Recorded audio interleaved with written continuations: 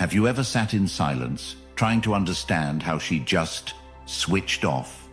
One moment she's holding your hand, calling you her everything, and then out of nowhere, she's cold, detached, texting slower, making excuses.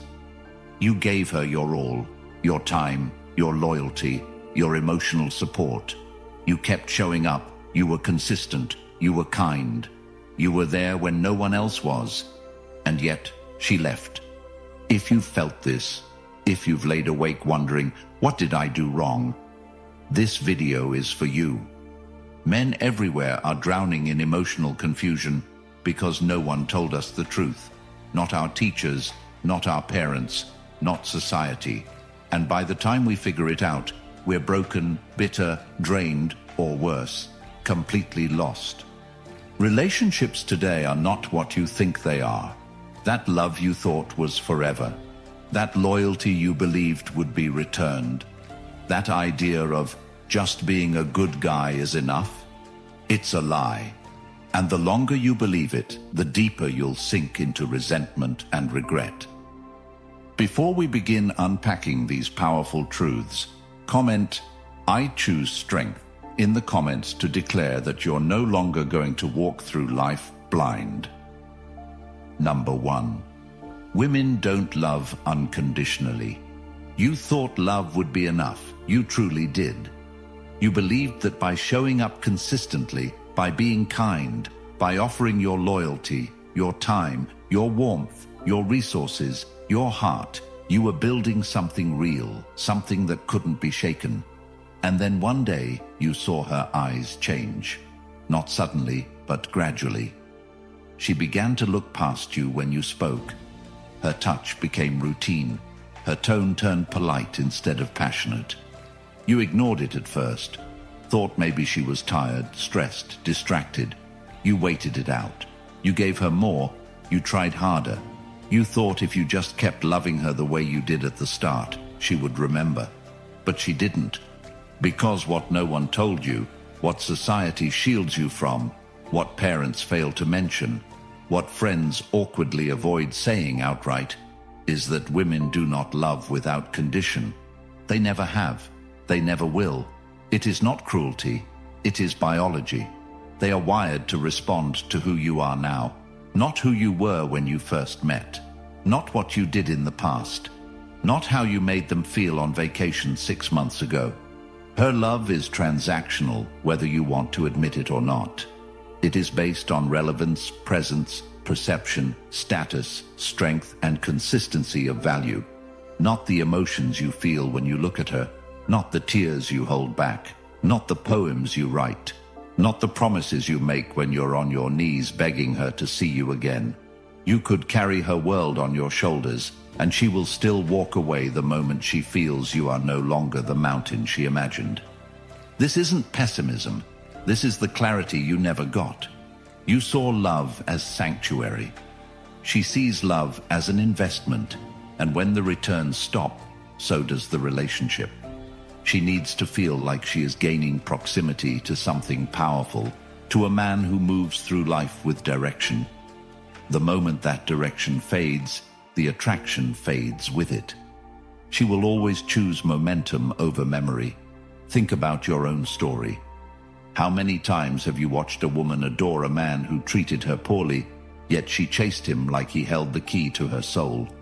And yet you, the kind one, the available one, the man who made time, who listened, who waited, who stayed, were discarded like the background noise she could no longer hear. You've seen it. You've lived it. You've told yourself it was bad luck, wrong timing, incompatibility, her trauma. But deep down, a whisper remained. You were never enough for her the way you were, and now you know why. Because being enough isn't about love. It's about value. It's about how you make her feel about herself when she's around you. When you become the man who orients his world around her, she becomes the sun, and you become the satellite. And satellites don't excite, they orbit. When you drop your mission to make her your mission, she sees it not as devotion, but desperation. She won't always tell you. Sometimes she doesn't even realize it herself, but she will begin to feel less drawn, less admired, less emotionally pulled.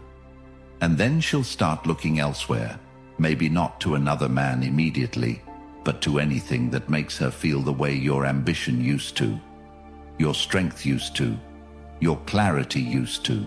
She'll dive into distractions, focus on herself, start saying she just needs space, and you'll keep trying to hold on to her with the same soft love that once made her smile. But now it makes her sigh, because the harshest truth of all is this: women are not built to stay out of gratitude. They are built to seek alignment, and alignment shifts constantly based on your actions. So how do you stop this cycle? You become the kind of man who builds his world with or without her. You stop giving your best to women who have not earned it. You stop believing that your love is supposed to be the glue. It's not. Your mission is the glue. Your standards are the glue. Your refusal to shrink just to be liked. That's the glue. Women follow men who are hard to influence emotionally, but soft enough to hold presence, who feel deeply but do not collapse under pressure, who can love with depth but never forget the order of their values. This doesn't mean you walk around heartless. It means you walk with hierarchy. Your peace comes first. Your vision comes second. Her place is earned through alignment with those two, not through looks, not through tears, not through potential. She earns your love the same way you were always expected to earn hers, by showing up with value. The moment you start choosing yourself first, everything changes. The energy shifts. She can feel it. You no longer need her admiration to validate your path. And that paradoxically makes her want to earn it more. Because love given freely has no weight. Love protected by principle that demands reciprocation, that maintains standards. That's the love she cannot walk away from. Not because it's manipulative, but because it's rare. You were born into a world that told you to seek peace through people. But peace is internal. It's earned by the man who knows that he is not defined by who stays or who leaves, but by who he remains, regardless. When you love from abundance, you no longer fear abandonment. When you operate from clarity, rejection no longer ruins you. It reveals what is misaligned. And that's freedom. That's where you begin. Number 2, nice guys are her last choice. You grew up believing kindness was the key, that if you were gentle, respectful, understanding, always available, that one day someone would see you for the rare, good-hearted soul you are. You thought love was something earned through quiet sacrifice, that the more you gave, the more you would be chosen. So you spent years being the shoulder to cry on, the man who answered every late-night call, the one who never interrupted, who always paid, who waited patiently while she explored every other option. And in the back of your mind, you told yourself, one day she'll see. One day she'll realize I'm the one who never left. But she didn't. She never did. Because women don't fall for consistency. They fall for presence, for polarity, for energy that challenges them, not coddles them. And you, in your quest to be the man she said she wanted, became invisible. You blended into the emotional background. You were safe, predictable, sweet, but you didn't make her feel. And women don't stay where they feel nothing, no matter how logical, no matter how stable, no matter how generous the man is. She craves tension, a dance of strength and depth, not a quiet contract of unspoken servitude. You became the emotional sponge she leaned on when the men she truly wanted broke her heart. And she thanked you for it. She told you you're such a great guy.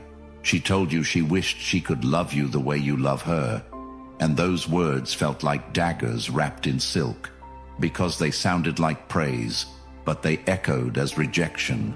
You were the backup plan, the plan B, the emotional placeholder until she found someone who made her heart race instead of relax. And the irony is, she didn't even mean to do it maliciously. You trained her to see you as secondary. You set the tone. You agreed to the friend zone. You laughed off your own boundaries. You said, "I just want you to be happy." Even when she walked past your worth like it was disposable. And she did. Because she could. Because you let her. Because being nice, without the spine of self-worth behind it, isn't kindness. It's self-abandonment. Women don't respect men who abandon themselves. They use them. They talk to them. They ask them for favors. But they don't feel the pull of deep desire. That pull comes from a different place. From a man who speaks truth, even when it's uncomfortable. From a man who says no without explaining. From a man who doesn't apologize for taking up space. From a man who is kind, yes, but not at the cost of his power. You thought being the one who understands her would win her heart. But she never wanted someone to understand her. She wanted someone who could lead her. And you can't lead when you're constantly following her emotions. You can't lead when your schedule bends around her whims. You can't lead when your entire identity is wrapped around making sure she's okay. You're not her protector. You've become her emotional assistant. And she doesn't crave that. She might lean on it. She might depend on it. But she doesn't desire it. Desire is built on distance, on presence, on unpredictability. Not in your character, but in your energy. She wants to feel like she can lose you if she stops showing up. The moment she feels like you'll always be there, no matter how she treats you, the desire dies. And it doesn't come back. No amount of flowers, texts, sweet gestures, or heartfelt messages will resuscitate what was never rooted in tension. If you're the nice guy, the truth is, you trained her not to want you. But here's the liberation. You can retrain the world to see you differently. Start by drawing lines, not with rage, with clarity. Start by valuing your time, not as currency for affection, but as proof of your standards. Stop being the emotional first responder for women who never earned your devotion. Let them wonder where you went. Let them feel your absence. Not to manipulate, but to honor the value of your presence. Shift your energy inward. Create, move, build. Not for her, for you. Because the more you become the man you've always imagined, the less you tolerate being anything less in the eyes of others. That's how attraction works.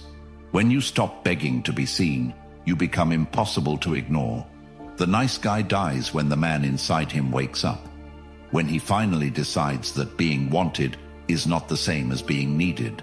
That love isn't a reward for obedience, it's a reflection of alignment. You don't need to become cruel. You need to become clear. Clear on what you bring. Clear on what you require. Clear on who earns access to your energy.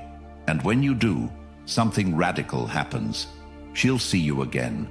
Maybe not the same one who held her purse and picked her up at 2 a.m., but the man who suddenly doesn't flinch when she threatens to leave. The man who says, "I love you, but I love myself more." And in that moment, she'll feel what you've always wanted her to feel. Not guilt, not pity, but pull. Real, visceral, emotional pull. Not because you became someone else, but because you finally became someone she respects. That's how nice guys stop finishing last. Not by changing their hearts, but by finally protecting them. That's why I created the Stoic Relationship Blueprint. For the man who's finally ready to stop being chosen last, to stop repeating the same patterns, and to start leading his life with clarity, strength, and peace. If you've ever asked yourself why she lost interest, why you keep ending up in the same situations, why your kindness gets overlooked while others get chased, this book was written for you. It breaks down the exact principles you were never taught, the mindset shifts that transform how women see you, and the timeless strategies that make you respected without losing your heart. It's linked right below in the description, and once you have it, It's yours forever. This isn't a book you forget to read, or a video you scroll past. It's a blueprint you return to every time you need to remember who you are. This is where your transformation begins.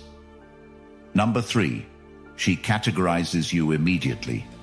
From the very first interaction, long before you've even decided if you like her, she's already sorted you, boxed you, defined you, and in her mind, you're no longer a question, but a certainty, because she's not analyzing your soul, your dreams, or your heart. She's reading signals, clues, micro-expressions, posture, tone, eye contact, how fast you text back, whether you ask her questions or talk about yourself too much, whether you lead or follow, and based on those signals, she decides, is this man the leader, the emotional sponge, the provider, the plaything, the placeholder, or the backup? And the moment she locks you into one of those categories, it is almost impossible to break out, because from that point forward, everything you do only confirms her initial label. If she pegs you as the emotional support guy, every moment of kindness, every time you're available to listen, every moment you comfort her after she runs back from another man, reinforces her belief that you're there to serve, not to lead, not to command her admiration, but to carry her burdens, and you'll convince yourself that being useful is the same as being wanted.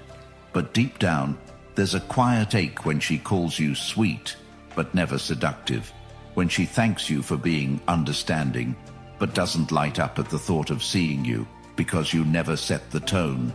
You waited for hers, and she felt it, and women don't want to lead that dance. They want to feel pulled, drawn, chosen by someone whose energy demands respect without needing to shout. And yet you kept offering more value, thinking that if you just stayed consistent, she would one day change her mind. But what you missed is that you never started as a question in her head. You started as an answer she felt in her gut. And from that moment on, she couldn't unsee you through that lens. And if she placed you in the provider box, your generosity became expected, not appreciated. Your gifts turned into obligations, not surprises, because she never felt the need to earn you, and what's given freely without challenge is rarely treasured. And if she saw you as the entertainer, your humor became the glue, not your presence, not your strength, but your jokes, your stories, your ability to distract her from her life, not to offer her a new one, but to make her forget the one she didn't like. And eventually even that grows old, because the man who only amuses her never gets taken seriously. And the tragedy is, you gave her your full self, but you didn't give her the challenge of earning it. And women don't bond with ease. They bond through pursuit, through elevation, through knowing they've won something valuable. And the moment she feels you're already emotionally sold, you lose that edge. And that edge is what keeps her engaged, because without it, the story is over. The mystery dissolves, the polarity fades, and what's left is a predictable gentleman who waits for cues, who asks for permission, who walks on eggshells to not offend her, and you'll never hear her say it. But that version of you quietly drains her, because every woman, whether she admits it or not, longs to feel something she can't quite explain. A thrill, a direction, a force. And that force is never born in a man who waits to be seen. It's born in the man who knows what he's worth before she decides it. And the worst part is, once you realize you've been boxed, every attempt to shift out of it feels like desperation, because by then, she knows your moves, your tells, your limits. And she's already decided what you are and what you'll never be. So the solution is not to fight your way out. It's to never walk in that box in the first place. And that starts with how you carry yourself, with how you speak, with how you decide to qualify her, rather than beg to be qualified. Qualified, with the tone that says, I don't need this, but I'm open to seeing what value you bring. And that tone will confuse her at first, because most men rush to please, but you'll be still, collected, selective, and she'll notice. And if she doesn't, you don't chase. You walk because the man who walks knows he doesn't live to be categorized. He lives to be chosen by those wise enough to recognize his value, and that value never gets boxed. Number 4. She follows strength, not vulnerability. There is a pain men feel that's too deep to name, a pain that comes from the moment he bares his soul to her, thinking he's building intimacy, thinking vulnerability is the bridge to her heart, only to see her pull away, not in anger but in emotional absence, in withdrawal, in those faint shifts of energy that speak louder than her lips ever could. And you sit there wondering, didn't she say she wanted honesty? Didn't she ask me to open up? And yes, she did, but what she didn't tell you is that her attraction to you was never born in how soft you could be, but how anchored you are in the face of chaos, how steady you remain when things unravel. Because when you expose every scar in the hope of closeness, when you place your burdens at her feet and hope she'll carry them with you, what you may not realize is that she starts to see you not her rock, but as her project. And she never signed up to be your therapist, your mother, or your emotional caretaker, even if she said she could handle it. And so you watch the connection fade, not because she stopped caring, but because you changed position, from leader to dependent, from presence to plea, and she starts to see you through new eyes, not because your pain made you less of a man, but because you handed over your frame hoping she'd give it back wrapped in empathy. And now she doesn't feel what she used to, because the current shifted from admiration to obligation, and obligation is the death of romance. And every time you mistake emotional dumping for emotional bonding, you weaken her trust in your strength, not because you cried, not because you hurt, but because you didn't return from it with clarity. Because strength isn't about never falling, it's about how quickly you rise.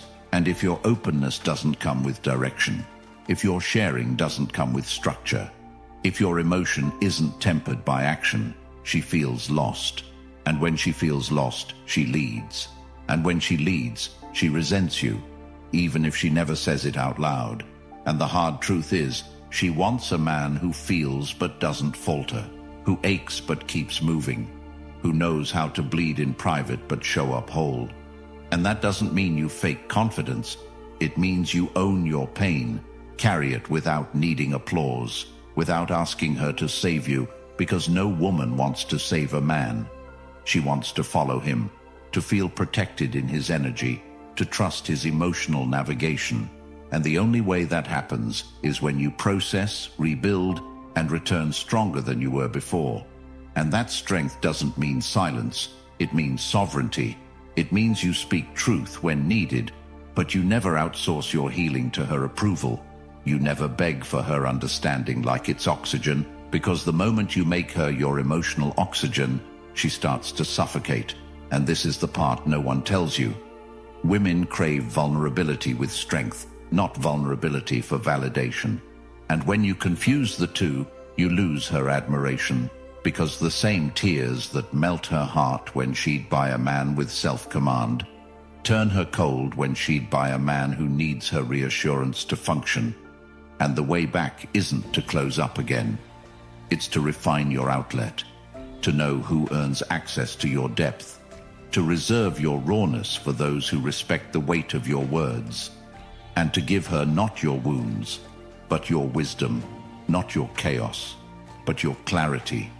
And when she sees you stand tall, even after you've been broken, when she sees you rebuild without seeking her permission, she feels safe. Not because you're unshakable, but because you shake and keep standing, because you are the lighthouse. And when she senses that, she follows, not because you told her to, but because her soul instinctively aligns with your direction. And in that space, respect and desire fuse into something unshakable. And you no longer beg to be loved, you become the man she loves to follow. Number 5, women test you. There's a moment in every man's life where he feels everything was going right. She smiled, leaned in, responded, opened up, and then out of nowhere she shifted, questioned him, poked at his decisions, made a sarcastic comment, accused him of not caring, challenged his authority, pulled back slightly just to see what he would do. And it feels unfair, confusing, emotionally jarring, especially for the man who believes relationships should be calm and rational, who wants things to make sense, who just wants peace and consistency. But what he doesn't yet know is that this is the test, not a game, not a punishment, not even conscious manipulation, but something wired into her core, a pressure she feels to challenge the emotional structure around her, not because she wants to break it, but because she wants to know it won't break on its own.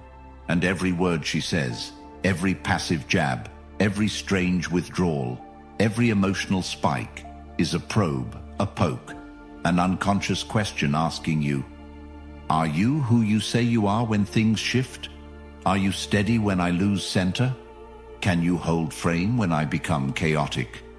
And most men fail not because they're weak, but because they don't understand the nature of the test. They react, they explain, they apologize unnecessarily, they raise their voice to regain control, or they shrink to avoid confrontation. But both paths lead to the same destination: lost respect, because she's not looking for a perfect man. She's looking for one who doesn't flinch when his authority is questioned, who doesn't change his tone just because she's emotional, who doesn't beg for understanding when she becomes irrational. Because when you become emotionally reactive to her volatility, she no longer feels safe. She feels like she has to take the lead. And the moment she leads, the dynamic shifts and her attraction erodes.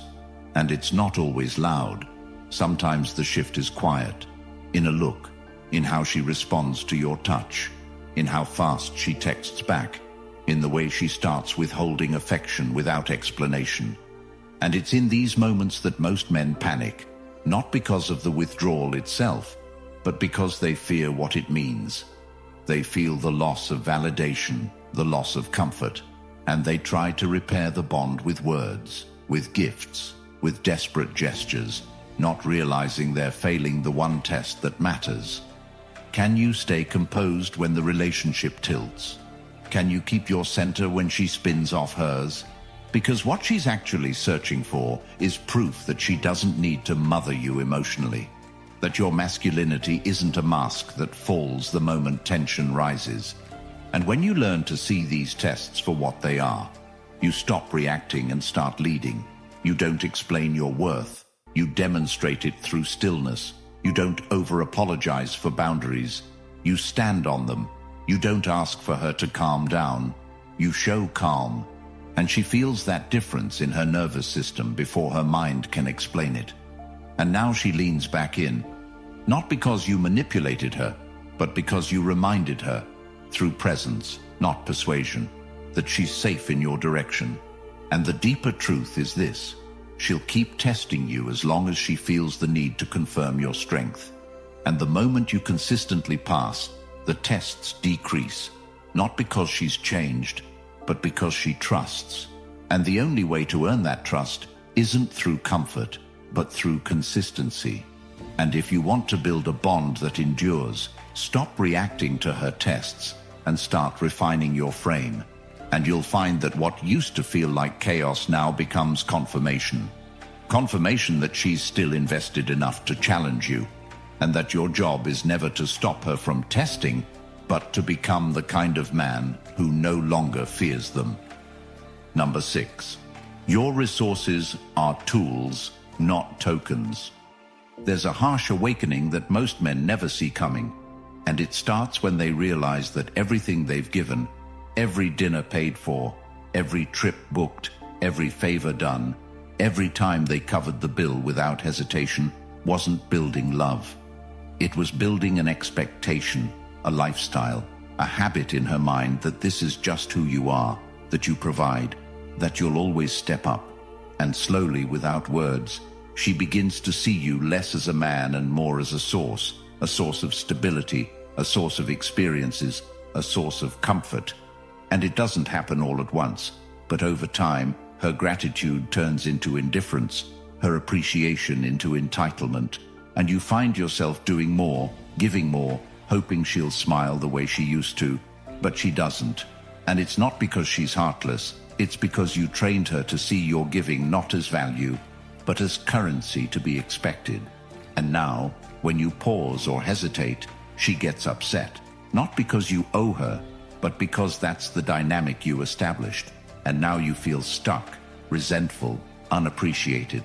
Because deep down, you know she wouldn't be this loyal if the money stopped, if the favors dried up, if the lifestyle you gave her suddenly reset. And you lie to yourself saying she loves you for you, but you feel the truth in the way she lights up more at gifts than at your presence, in the way she says thank you but avoids intimacy, in the way she talks about your success more than your soul. And this is where men collapse, not because they're broke, but because they realize their wealth never made them wanted. It made them useful, and usefulness without emotional leverage is not love. It's logistics, it's economics, it's a transaction. And the longer you stay in this cycle, the more you erode your worth in her eyes, because she doesn't fall in love with your resources. She falls in love with how those resources are tied to your identity, your vision, your values.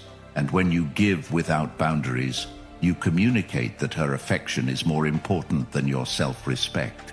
And that imbalance slowly poisons the bond, because deep attraction isn't built on what you provide, but on who you become when you do it with purpose, and when you reclaim that purpose, when you use your resources as tools, not to win her over, but to amplify experiences that are already rooted in genuine connection.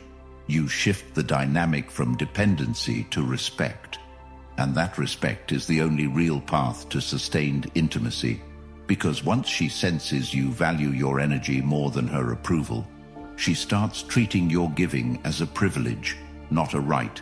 And now she leans in, not because of what you offer, but because of how rare it is to find a man who offers with intention, not desperation. Number 7. Her actions are her real words. There comes a point in every man's story where he clings to what she said more than what she did, where her sweet nothings echo louder than her cold distance, where the memory of her words, "I love you, I'll never leave, you're my everything," hold him hostage while her actions erode every piece of his soul. And he tells himself she's just busy, she's stressed, she's figuring things out. But deep down, he knows, because her body language shifted, her texts got shorter, her kisses became colder, her presence turned into obligation. And still he hopes, because to accept that she's left emotionally is to admit that everything he believed about love was built on illusion. But the truth is brutal. Words mean nothing if they're not backed by effort. And women speak with energy long before they open their mouths. And when you stop watching her lips and start watching her behavior, you'll see the truth you've been avoiding. She checks out in phases, first in curiosity, then in engagement, then in loyalty, and the final phase is contempt. And by the time you notice, she's already left you in her mind, and nothing you do, no grand gesture, no emotional confession, no act of desperation will bring her back. Because you waited too long, you ignored the signs, you let your emotions blind your perception. And now the cost isn't just her presence, it's your self-worth, because you gave more trying to repair what wasn't yours to fix. And this is the moment where most men break, not because they were wrong to love her, but because they believed love was enough to change a dynamic that had already died. But when you start honoring actions over promises, when you stop tolerating inconsistency just because you're afraid to be alone, you step into a new version of yourself, one who doesn't chase words but values patterns, who doesn't believe potential but requires demonstration. And in doing so, you raise your standard not just for women, but for yourself. Because the man who ignores reality to preserve fantasy always pays in time, in pain, and in dignity, and you've paid enough. It's time to collect what's yours, your power, your clarity, your freedom, and the first step is the hardest. Stop listening to what she says and start responding to what she shows. You've just heard the truth most men will never be brave enough to face. Truth that could have saved years of confusion, heartbreak, and quiet resentment. Now it's your turn to choose.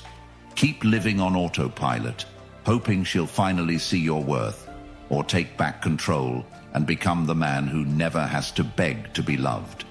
The Stoic relationship blueprint is more than a book.